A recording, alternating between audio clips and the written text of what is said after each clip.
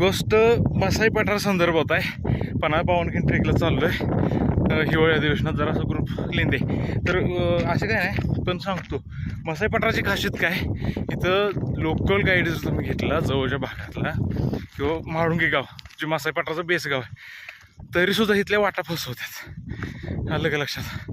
पाठीमागेचे नियमन लावलेले आहेत, छोटे मोठे झेंडे तुम्हाला दाखवतो.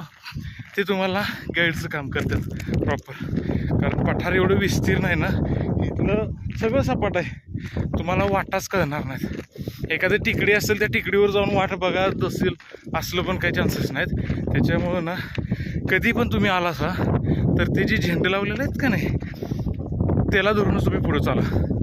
पहिले तुम्ही ओळखीचे असतील तर त्यांना माहितीच आहे, पण अनोळखी कोणी असतील तर गाईडशिवाय कुठलाही ट्रेक करू नाही, माझं वैयक्तिक मत आहे. आणि नक्की सांगा पन्हाळ पावनखिंड ट्रेकच्या पुढच्या सिरीजसाठी, पुढच्या भागासाठी फॉलो नक्की करा. जय शिवराय.